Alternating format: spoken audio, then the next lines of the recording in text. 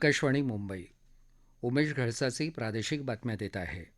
ठळक बातम्या. 75वा प्रजासत्ताक दिन देशभरात उत्साहानं साजरा.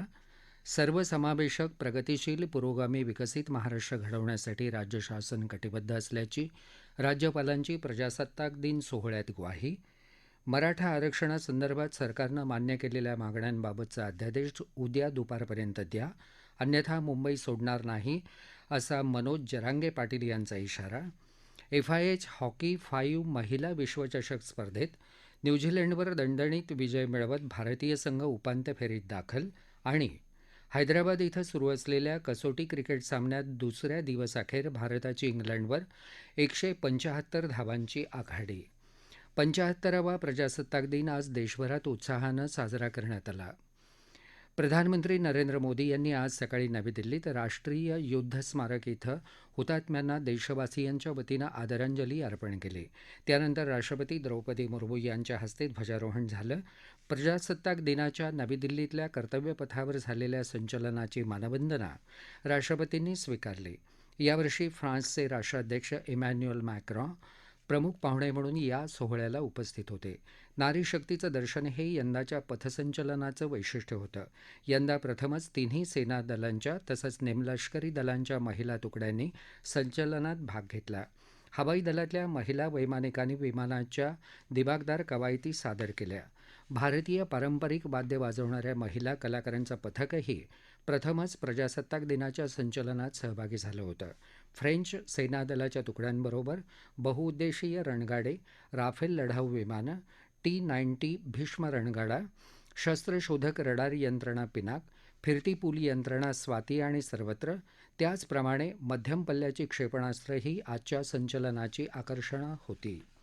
विविध राज्यांच्या सांस्कृतिक परंपरेचं दर्शन घडवणाऱ्या चित्ररथांनी यंदाही हजेरी लावली. भारतीय लोकशाहीचं प्रेरणास्थान छत्रपती शिवाजी महाराज या संकल्पनेवर आधारित महाराष्ट्राचा चित्ररथ लक्ष वेधून घेत होता.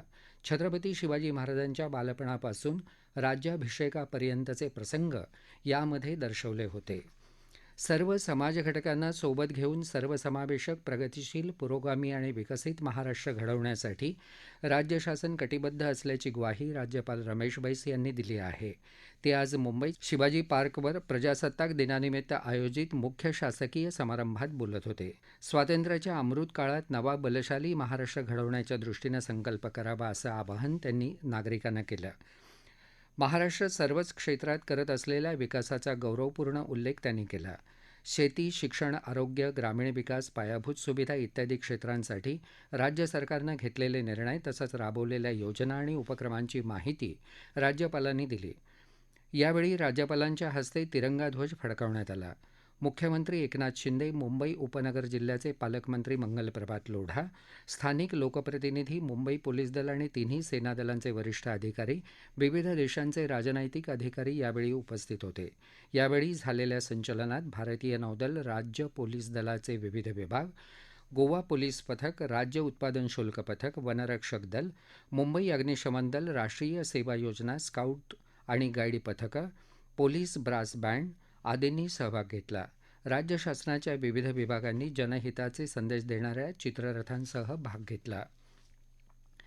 मुख्यमंत्री एकनाथ शिंदे यांच्या हस्ते वर्षा निवासस्थानी ध्वजारोहण झालं.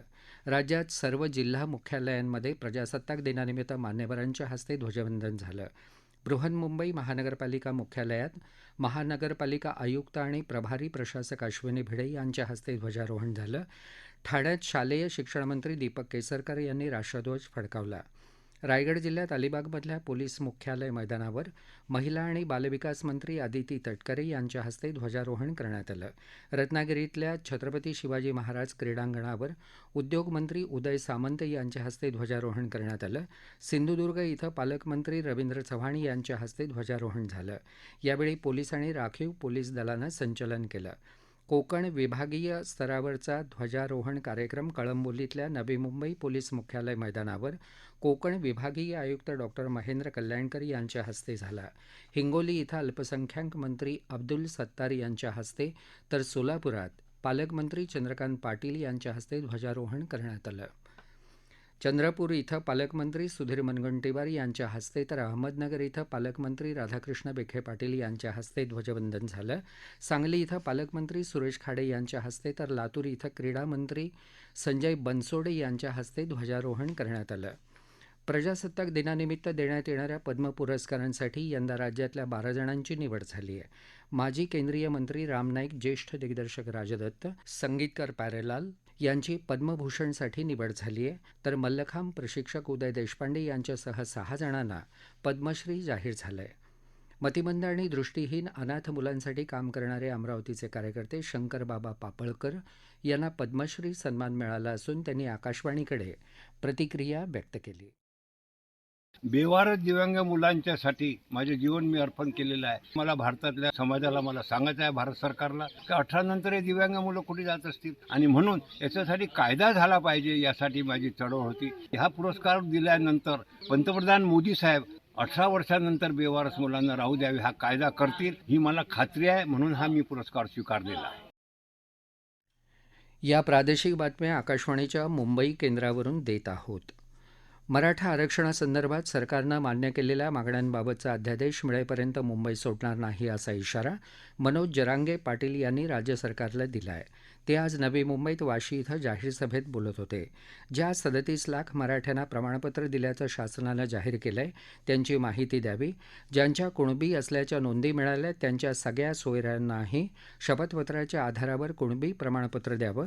मराठा आरक्षणासंदर्भात नियुक्त केलेल्या शिंदे समितीची मुदत 2 महिन्यांसाठी वाढवली आहे, ती वर्षभर वाढवावी. 100% मराठा आरक्षणाचा निर्णय होईपर्यंत मराठा समाजाच्या मुलांना सर्व क्षेत्रातलं शिक्षण मोफत करावं. सरकारी नोकरभरतीची प्रक्रिया राबवताना मराठा समाजाच्या जागा राखून ठेवाव्यात. मराठा आंदोलकांविरुद्ध दाखल केलेले सर्व गुन्हे मागं घ्यावेत आणि मान्य झालेल्या आमच्या मागण्यांसंदर्भातला अध्यादेश काढून त्याची प्रत आम्हाला द्यावी, अशा मागण्या त्यांनी केल्या आहेत. 26 जानेवारी या दिवसाचा मान राखून आज मराठा आंदोलनकर्ते मुंबईत जाणार नाहीत. मात्र सरकारच्या शिष्टमंडळाशी झालेल्या चर्चेत आम्ही आमच्या मागण्या त्यांच्यासमोर मांडल्या असून सरकारनंही मान्य केल्या आहेत. मात्र त्याबाबतचा अधिकृत अध्यादेश उद्या दुपारी 12 वाजेपर्यंत आम्हाला मिळाला नाही तर आम्ही मुंबईत जाणारच, असा इशारा पाटील यांनी दिला. ओमानमध्ये मस्कत इथं चाललेल्या FIH हॉकी 5 महिला विश्वचषक स्पर्धेत भारतीय संघानं आज न्यूझीलंडचा 11-1 असा दणदणीत पराभव केला. या विजयामुळे या स्पर्धेच्या उपांत्य फेरीत भारतानं प्रवेश केला आहे. भारताची स्टार खेळाडू दीपिकानं उत्तरार्धात सलग 3 गोल करून हॅट्रिक केली. भारत आणि इंग्लंड यांच्यात हैदराबाद इथं सुरू असलेल्या कसोटी क्रिकेट सामन्यात भारतानं पहिल्या डावात दुसऱ्या दिवसाखेर इंग्लंडवर 175 धावांची आघाडी घेतली आहे. आजचा खेळ थांबला तेव्हा भारताच्या पहिल्या डावात 7 बाद 421 धावा झाल्या होत्या. KL राहुलच्या 86, यशस्वी जयस्वालच्या 80 आणि रवींद्र जडेजाच्या नाबाद 81 धावांचा या धावसंख्येत मोलाचा वाटा आहे. श्रीकर भारतनं 41 धावांचं योगदान दिलंय. रवींद्र जडेजासोबत अक्षर पटेल 35 धावांवर खेळत आहे. संयुक्त राष्ट्रसंघाच्या महासभेचे अध्यक्ष डेनिस फ्रान्सिस यांच्या नेतृत्वाखालील शिष्टमंडळाची आज मुंबईत मुख्यमंत्री एकनाथ शिंदे यांच्याबरोबर बैठक झाली. या बैठकीला संयुक्त राष्ट्रातल्या भारताच्या स्थायी प्रतिनिधी रुचिरा कंबोज या देखील उपस्थित होत्या. हवामान. येत्या 2 दिवसात राज्यात सर्वत्र हवामान कोरडं राहण्याची शक्यता पुणे वेधशाळेनं व्यक्त केली आहे. ठळक बातम्या पुन्हा एकदा. 75वा प्रजासत्ताक दिन देशभरात उत्साहानं साजरा. सर्वसमावेशक, प्रगतिशील, पुरोगामी, विकसित महाराष्ट्र घडवण्यासाठी राज्य शासन कटिबद्ध असल्याची राज्यपालांची प्रजासत्ताक दिन सोहळ्यात ग्वाही. मराठा आरक्षणासंदर्भात सरकारनं मान्य केलेल्या मागण्यांबाबतचा अध्यादेश उद्या दुपारपर्यंत द्या, अन्यथा मुंबई सोडणार नाही, असा मनोज जरांगे पाटील यांचा इशारा. FIH हॉकी 5 महिला विश्वचषक स्पर्धेत न्यूझीलंडवर दणदणीत विजय मिळवत भारतीय संघ उपांत्य फेरीत दाखल. आणि हैदराबाद इथं सुरू असलेल्या कसोटी क्रिकेट सामन्यात दुसऱ्या दिवसाखेर भारताची इंग्लंडवर 175 धावांची आघाडी. आणि याबरोबरच आकाशवाणी मुंबई केंद्रावरचं हे प्रादेशिक बातमीपत्र संपलं. नमस्कार.